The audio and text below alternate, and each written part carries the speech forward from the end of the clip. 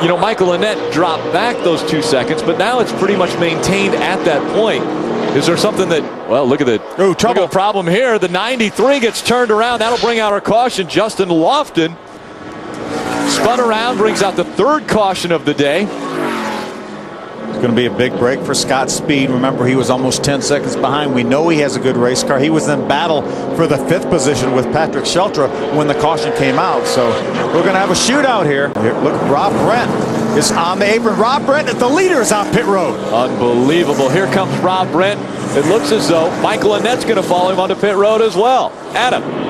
Well, they never wavered. Wayne Settering, to the crew chief, came on the radio and said, we are coming, 4 tires and fuel. They'll make no adjustments, and Rob Brent very satisfied with handling his race car on that run. This is the money stop, and a number of veterans from the NASCAR Craftsman Truck Series going to make the stop, and it looks like the car may have come off the jack. Problems for Rob Brent. Down now to Jim Trado.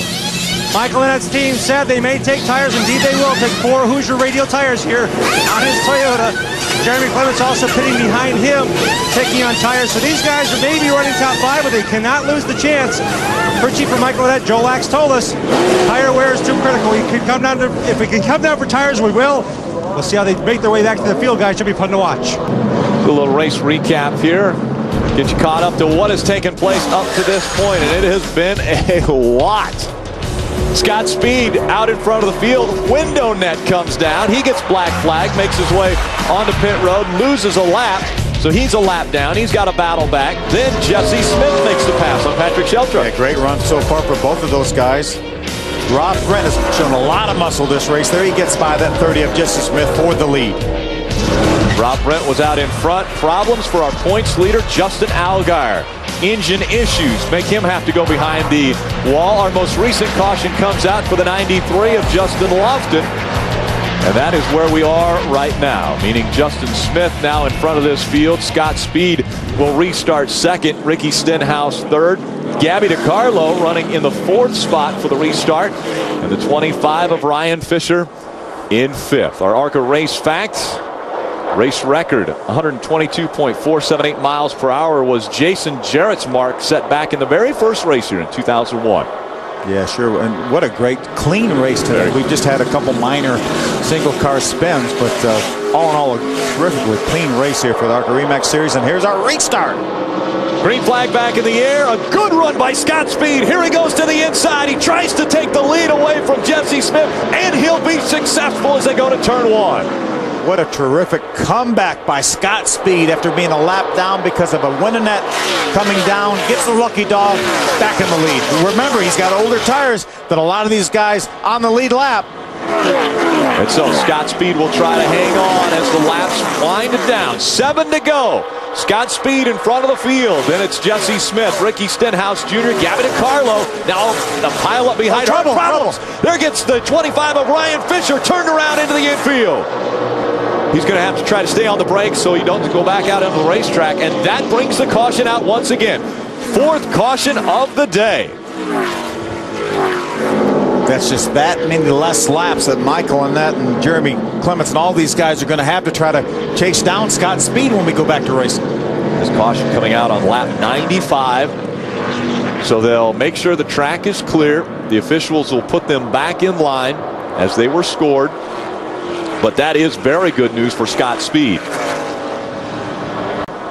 You know, it was a great point that Adam made about the 00 of Rob Brent. When he tried to put that car in gear, that actually will turn the wheel, so that could have slid that car off the jack. You need to wait. Look at Jesse Smith slow again on this restart. Ricky Stenhouse Jr. is going to go by on the outside. It looked as though he spun his wheels once again, so Ricky Stenhouse Jr. takes over second. It looks like Gabby DiCarlo is going to try to race for third. Jeremy Clements was able to get by Michael Annett on this restart. Scott Speed, former F1 driver, out in front of this field. Then it's Ricky Stenhouse Jr. running second. Jesse Smith, Gabby DiCarlo, Michael Annett, your top 5. Remember that 3 of Jeremy Clements is one of the cars that got tires. 2 laps to go. With 2 laps to go, a big lead for Scott Speed, almost a second between him and Ricky Stenhouse Jr. So this field has spread out. Scott Speed, again, didn't come onto pit road. He doesn't have as fresh of tires as some of the cars behind him, but it doesn't look like it has mattered. Yeah, Michael Annett was able to get by Jeremy Clements for the 4th position. He's the first one of those cars now with fresh tires, but I'm not sure he's going to have enough time. We're coming down for the white flag. This time when they come out of turn number 4, white flag in the air. Scott Speed looking for his first ever win in stock car auto racing. Could it come at Kansas Speedway? He's less than a mile away from finding out. Good battle right there. The 00 of Rob Brent, the 22 of Kim Butler, the 3rd. That is a battle for the 6th spot. Rob Brent's got it. He's going after Jeremy Clements. Eddie Sharp Racing with an impressive start to this race. Had 1 and 2 when they took the green flag to start the race. And as they come out of turn number 4, Scott Speed, no one in front of him. He will see the checkered flag. Scott Speed wins his first stock car race at Kansas. Terrific job by Scott Speed. I'm going to tell you, my hat's off to Patrick Donahue. The call of the race was not to pit, to stay on the racetrack. Unbelievable. There's Eddie Sharp, Patrick Donahue celebrating. Very deserved of celebration. A year ago, their driver in that number 2 finished 2nd in the points. Michael McDowell was piloting the car then. He was able to find victory lane a few times in the ARCA Remax Series. Now it's Scott Speed's turn. Jim Trado. And Eddie Sharp took a chance. Last year he had a championship contending team, and they said, hey, we might want to bring this Scott Speed kid into the ARCA Remax Series. Eddie, you want to run this deal? And boy, did it pay off for you guys this early in the season. Oh, it's these guys I got. I just feel like it's an honor to be a part of it, and I got to thank Red Bull. You know, they believed in us and gave us this chance to prove ourselves, and Scott did an awesome job, and TRD with the motors, and just, you know, it's what it's all about, you know. Yeah, we got the team from last year, and you throw a driver in there, and you don't know, you know. We did the same thing last year. We didn't know, but he's a class act. He's a talent, and he's going places. Your crew has given him cheerleading messages saying, you got the fastest car. You can get this thing done. How confident were you in this driver today? This chassis is 619, and Michael McDowell won in this car 4 times last year, and so we knew it was a really good piece, and we got a little behind the 8 ball in the beginning, and I knew the car was good. We knew it was in practice. We just did our thing. We pay attention to what we know, and paid off. The thoughts of winning team owner, Eddie Sharp. It definitely paid off as the number 2 of Scott Speed makes his way into victory lane. When we come back, welcome back to Kansas Speedway. An impressive finish by the number 2 of Scott Speed. He's in victory lane. Let's go down to Adam Alexander. And for the first time in his stock car racing career, Scott Speed gets to celebrate victory, and it comes at the Kansas Speedway. I know you've been working hard on this, gaining lots of experience. How special is it to have won in one of these big vehicles, Scott? I'm most excited about this purple necklace I got on right now. I mean, it looks good. This is lovely.